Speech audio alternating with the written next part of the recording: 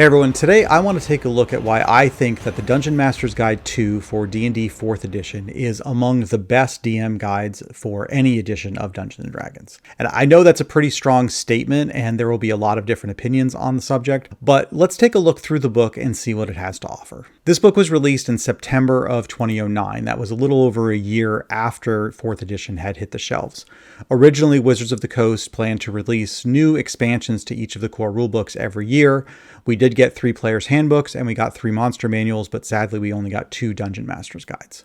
And every time I look at this book, I'm really amazed at how much there is in here and how much of this could apply to any role-playing game and certainly any edition of Dungeons & Dragons. The first question that is probably going to be asked is, who really is this book for?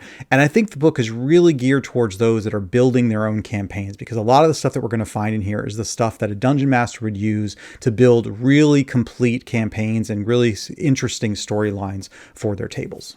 The book itself is 223 pages long, and it's broken into 6 chapters. The first chapter is on storytelling, the next one is advanced encounters, and then skill challenges and customizing monsters and adventures, and then finally Paragon Campaigns. So let's start going through the book and we'll highlight a few of the really interesting things that I like in it.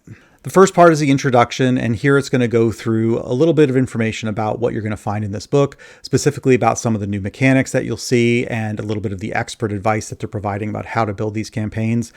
There's also a little section about D&D Insider, which is really the precursor to D&D Beyond. And it was a little ambitious and maybe ahead of its time because I don't think the technology was quite there to do what they wanted to do with it. But it was interesting to see that they had those types of ambitions with it. Then we get into the section on group storytelling, and this is where the book really starts to show what it has in it.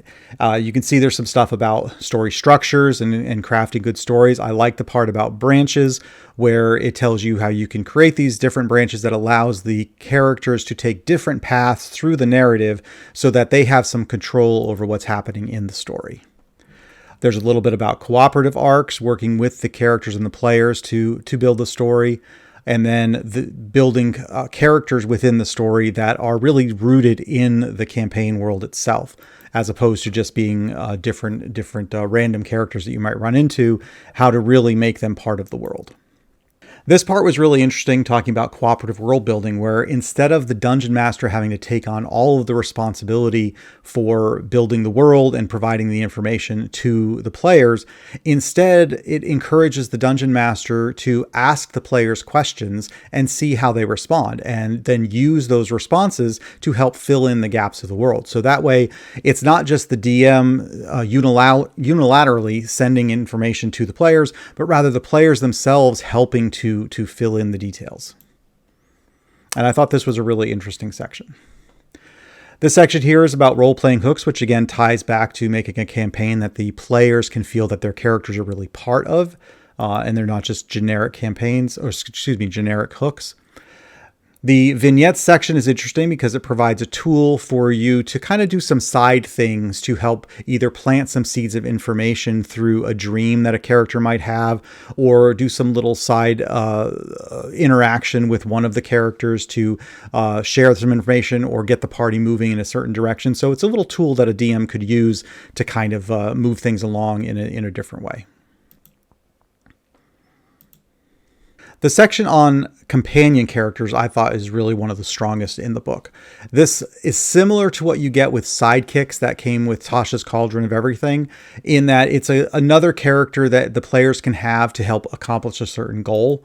And it really goes into a lot of nice detail about building these companion characters that shows, that they're a different type of character. What role do they have? Are they going to be a leader? Are they going to be somebody who is defending the party? You have the 4th edition roles that they really lean into, and it's got a bunch of suggestions about what they could be, but it gives you the instructions on how to actually build a companion character. And you can see there's just a ton of detail that allows you to really build something worthwhile. I feel that the sidekick stuff in Tasha's is pretty light. There's not a whole lot there. But in here, it really goes into a lot of detail. And I think you could use a lot of this stuff in 5th edition or any other version because it's not terribly mechanic tied. It's really just kind of a guideline that you could pretty easily adapt.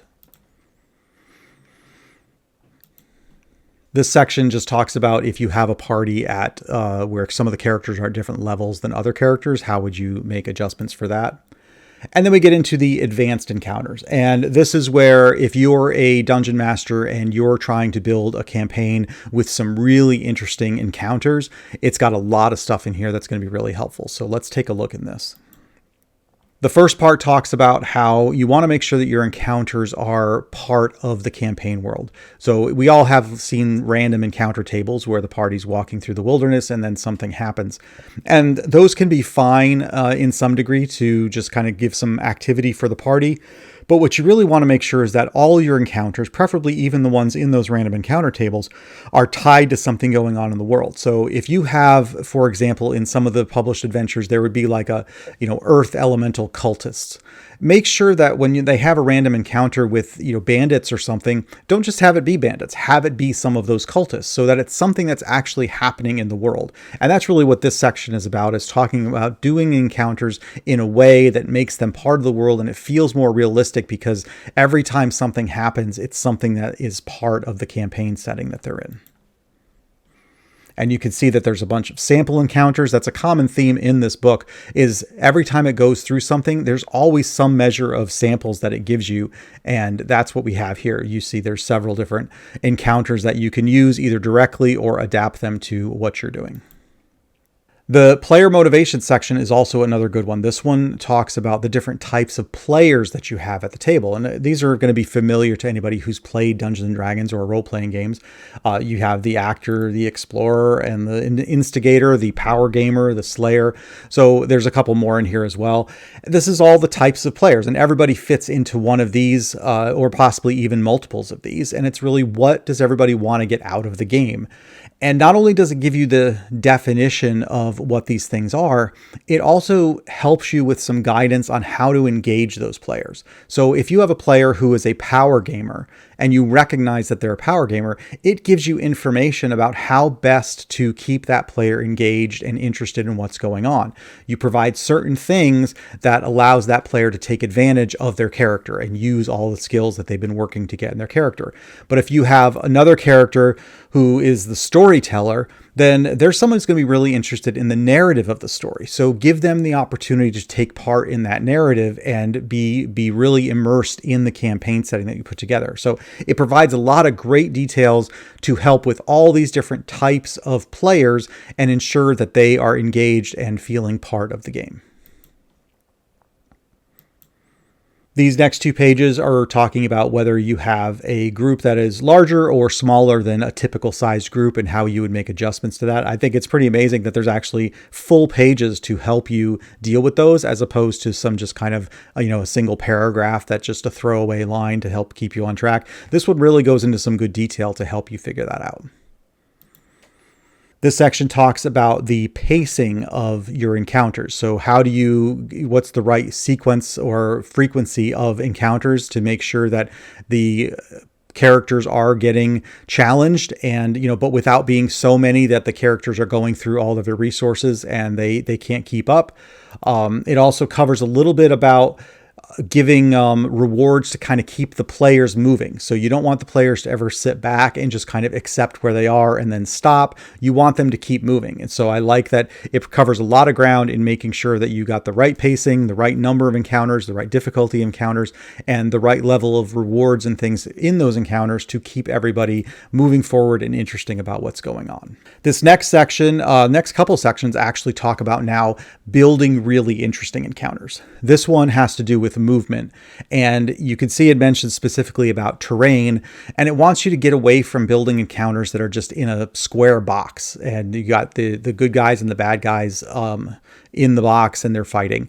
What it wants you to do is really think about what you can put inside that box to make it interesting in the form of obstacles and distinctive terrain and difficult terrain, and put some other things in there that they have to work through. Maybe there's actually a trap that's in play they've got to work through, or there's some sort of device they have to disable while this encounter is going on. So there's a lot more to the encounter than just simply a couple groups of monsters and characters fighting at each other. And then it starts getting into more specifically about terrain. And you can see there's a ton of examples that it provides here of different types of terrain that you could do. And notice how each one has an effect and how to use it. And there's just a lot of them. You can go through this and there's just a ton of different examples that, again, you can use directly from the book, or you can adapt them to your particular setting.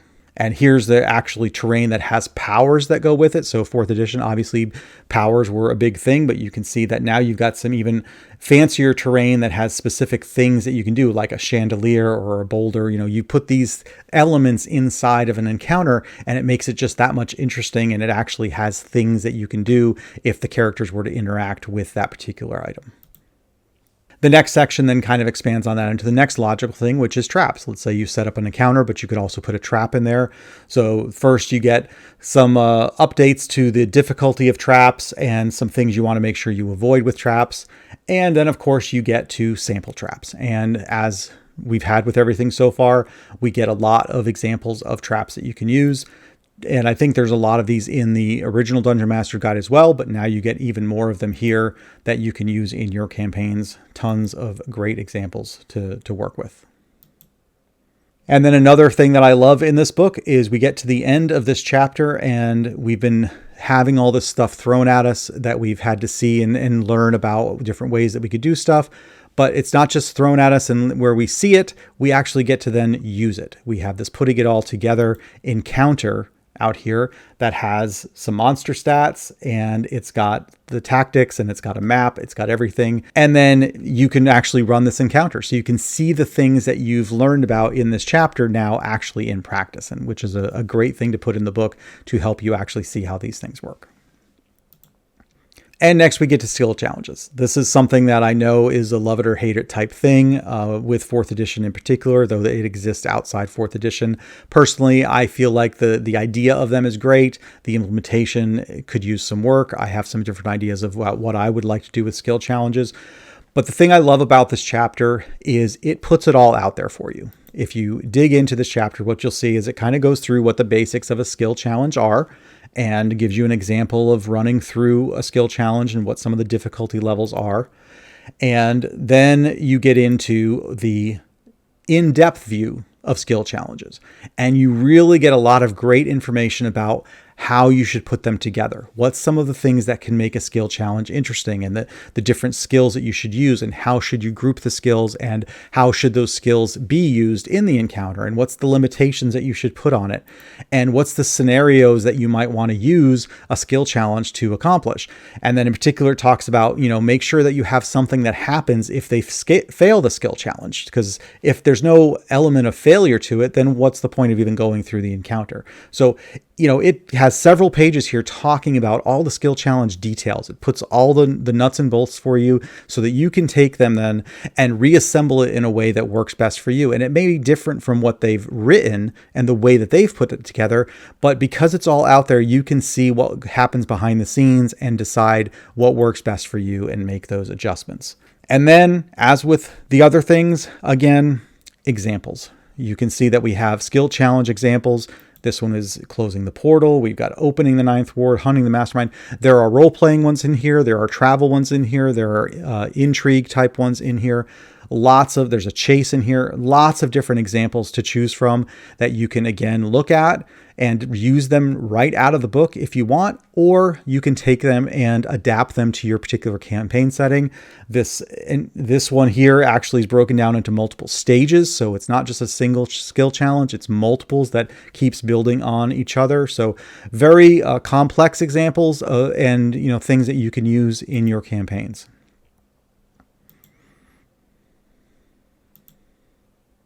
You can see just how many there were. The next section is customizing your monsters. Now, obviously, in the first Dungeon Master's Guide, there was information about creating monsters. This one goes into a couple other areas as far as how to customize monsters for your campaign. Again, most of this book is geared towards Dungeon Masters who are really trying to build a campaign setting and give it a nice bit of flavor so it all kind of ties together. And the first thing that we get in the customizing monsters section is the monster themes. And if you think about some of the other published campaigns that you've seen, you usually have something along the lines of like an earth elemental cultist or something like that, where there's a group of NPCs or maybe some monsters that have something common amongst them. And this can be the things that they wear, the weapons that they use, the languages that they speak, the organizations they belong to, all kinds of things that they have, the tactics that they use. And what this is talking about is really defining those and saying, look, I'm going to build this campaign and it's going to have this group of bad people. And I want to have it so that they could recognize that this person is probably part of that group. And so you define those things here and say, okay, this is anyone that's going to be part of the group is going to fit this theme so that the characters can actually recognize it. And so you don't have just these random monsters that they run across. There's something that ties them all together and you get that cohesiveness in the story. And of course, what do we get now? Examples. We get not just small examples, we get entire themes put together here with all the different powers that they would have and a stat block and how you would find them in an encounter, all kinds of details. I mean, 2 full pages for this one monster theme. And there's not just one example, there are many of them. Every single one of them fully thought out to show you how this can all come together. So it's great for you to read through these examples and see kind of what they have in mind for a theme and get some ideas for how you would apply this to your campaign. Or again, simply use the examples that they provide here straight out of the book. They're so in depth that you could certainly use them right out of the book if you wanted to.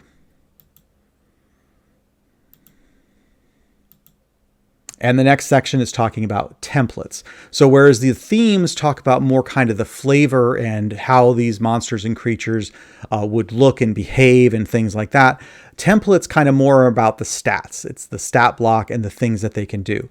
And there's really 2 kinds of templates. There are functional templates and there are class templates. The functional templates are where you would take a stat block and you would add some additional features to it. The class templates are those where you would actually make a monster kind of tie back to one of the classes from one of the player's handbooks. So we'll look at that in a second. First of all, the functional templates, you can see what we've got here is what looks like stat blocks, but there's not actually stats in here. There's not ability scores or things like that. These are actually things that you would add to a monster to have it fall into this category. So you imagine that you might create a monster theme, and from that monster theme, you end up building a template that has some special powers that the monster would have, and you would then apply those special powers as a template to any monsters that you want to fit that theme. So it's not just you're having to create a monster from scratch every single time you want something else to fit your theme. You build a template for it, and then you just apply that template to the monsters that are going to be involved in that thing. So that's the functional part of it. You're building those powers and examples, example after example after example of what those might look like. And then you get to the class templates, and you can see that the examples they have here are the Avenger, the Barbarian, and the Bard. And what this is saying is that if you wanted to have let's say that you had just a goblin is a monster, but you wanted to make it a goblin barbarian, you could create a template that is a class template for a barbarian, and you could apply that to the monster, and it's got some information that they would then get because they're using that template. There's a couple warnings about what you want to be careful about doing with this, but it's a nice guide to help you kind of merge those 2 parts of the rules into something that you need. Again, the whole book has so many options that you can use to try to customize your campaigns to work for you. The section on creating monsters is only just the 1 page, but that's really because the first Dungeon Master Guide had more information about actually creating monsters. This one is more just kind of updates and provides a little more information, so there's not much there. The real bulk of this chapter is about those monster templates and those monster themes. That's where you're going to get the most from this particular section. Next, we get into adventures. And here is where we are getting into a lot of things about the types of rewards that you would have on adventures and some items and artifacts and organizations, lots of really other other things you can insert into your campaigns to make them interesting. The first chapter, if you remember, was about the storytelling and things. This one is about the specific things that you can put in, the items that you would find in there. So let's take a look at some of what it's got. It goes through alternative rewards. So obviously when you're doing a campaign, the rewards that everybody thinks about is gold and treasure, and you might have some magic items. But this takes it a step further and says, let's be more specific about these types of rewards. And if we look at some of the examples it has like divine boons, and it actually has examples of what those might be. And these are things that are like, weapons from the gods kind of thing. And it's got a lot of examples of what those are, and they cover all the different levels of the game. Then you get into legendary boons, and again, tons of examples. You get Grandmaster training, and which is some additional powers that someone could receive. So along the way, they encounter someone that is able to give them some special abilities here and what those might look like. Then we get into some artifacts, and these are where it gets really interesting, where you can talk about those ancient items that are discovered and they're one of a kind. And so it's got some great examples of what those might look like, and there's even different types of them. So as we had before, it's like 2 full pages for each one to show you what the backstory of this item is, what it can do, what some variations of it are. Just really, really great stuff. The Amulet of Passage, here the Cup and Talisman of Al-Akbar.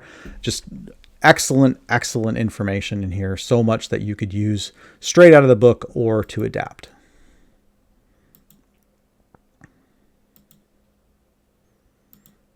And then we get to organizations. And if you played 5th edition, then you'll have heard of factions. This is really the precursor to factions. It goes through all of the political intrigue type things where you have different organizations that have different goals and different types of characters that are members of that organization, and different ways that the people earn favor within the organizations. And that's what you have. It's very similar to what you see with factions, but explained in great detail here. So you have some examples as well of what those might look like. And it's another layer of complexity that you can give to your campaign to keep things interesting by having either characters become part of these organizations or have to interact with members of these organizations. If you like factions from 5th edition, then this is right up your alley. It's just kind of some more details that you can work with. Campaign arcs kind of explains how you're going to move a story from the heroic tier of levels 1 through 10, then to the Paragon tier of 11 through 20, and then the Epic tier of 21 through 30. So it gives you some nice guidelines of what that might look like, and it uses examples to take you through what that process is. So by reading through that, you can kind of get a feel for the types of things that the characters should be doing in each of those tiers. In the heroic tier, they're going to be more about just kind of fighting and doing these skirmishes. The Paragon tier, they're going to have a little more renown, and they're going to be working more closely with some of the key players. By the time they get to the Epic tier, they're the ones that are leading the story, and everyone is looking to them to help solve the problem. So, and it goes through some really good examples of what that looks like.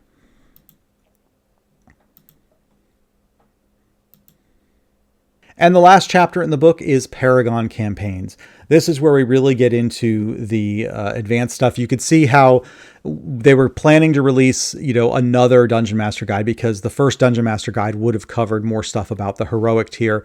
This one is the second Dungeon Master Guide, and it's talking about the Paragon tier. So what's going to really more specifically happen at that level? Presumably the third Dungeon Master Guide would have covered the Epic tier. This one has some great details about if you're going to run a campaign that's in that level 11 through 20 range. If you look, it has what this actually means. What does it mean for a character to be at that level, and what is their level of influence in the society? How do people treat them? What happens when they go into cities? What kind of impact or influence do they have when they talk to certain other NPCs and things like that? Lots of wonderful detail about what that means that you can use to add flavor to your campaign. Even talks about using portals to jump between other planes and what that means for the characters. And then you get this city, Sigil, the City of Doors. And it's got pretty much anything that you would expect from a campaign setting to talk about what this city is and what happens in the city, what the environment is like in it, who are the key players in this city. It's got portals that will transport you around to different places in the city and to other places. Very, very involved location here that they go through. It even has what the governorship looks like and who's in charge, what the businesses are, specific locations in the city. And then you get to an actual map of the city. And you see how large it is. If you look at this map, you can see that there's all these districts and wards connected together, and the lots of locations. And so it's really a huge city that they've put inside this Dungeon Master's Guide. And then in the following pages, it talks about the different wards in the city and gives you information about what you would find in those wards. So you kind of almost have a campaign guide buried inside this Dungeon Master's Guide. And it's all used to help provide you an example of the types of things that a Paragon tier adventuring party would be working with. And then you get to a couple example encounters for the streets of this city. And so there's just a couple of those. And then it talks about some of the other towns that are on this plane and gives a little bit of background on those. And then you get to one of the best things in the book, and that is a conspiracy of doors. And this is an adventure. It is a small, self-contained adventure that, again, just like we saw earlier in the book, takes all the stuff that you've just learned from this chapter and from other places in the book and puts it together into an actual little mini adventure. And you've got some adventure hooks. You've got a background of something that's happening and something the characters need to do. And then you get encounters. And these encounters each have things that happen. There's monster stat blocks. There's traps. There's everything that you might expect. And the party has to work through these. And they provide all the different levels of difficulty for the party based on what was covered in this book. And it's just really great. It shows that you're not just going to read about these things. Here's it actually in practice. We're going to actually use it. And whether you use these encounters in your own campaign or just use them to see what's going on and how to use some of the stuff in the book, that's up to you. But I think it's great that they actually put it into practice and show you how this stuff really works. And then at the very end, we have what is actually a very small index. If I had a complaint, I would have preferred to see a much larger index in this book so that you could find stuff a little easier. The index in this is only half a page, which is not terribly helpful.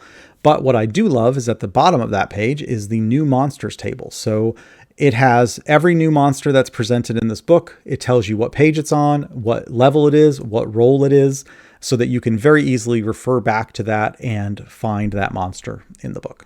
And that is the Dungeon Master's Guide 2 for D&D 4th edition. Like I said, I think this is one of the best books in all of Dungeons & Dragons for a Dungeon Master. If you're trying to create a campaign, then this book has a ton of stuff to help you. It's not terribly specific to 4th edition. So much of this book is stuff that applies across the board. There are certainly stat blocks for the traps and the monsters and the items, but those could be easily adapted to something else. It's more about the ideas presented in here about how to build your campaign, how to tie everything together, how to build up a skill challenge that it really is not dependent on 4th edition mechanics.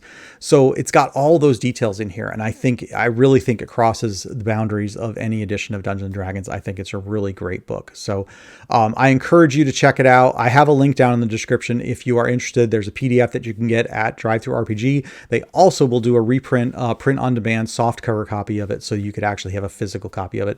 It's a really great book. I highly recommend it. It's one that I refer to all the time, no matter what version of the game I am playing. But let me know your thoughts. If you've used the book, if you have different opinions on what you've seen in the book, or have other ideas that I didn't cover in here, I would love to hear all that stuff down in the comments. So please let me know what your thoughts are. Until next time, take care.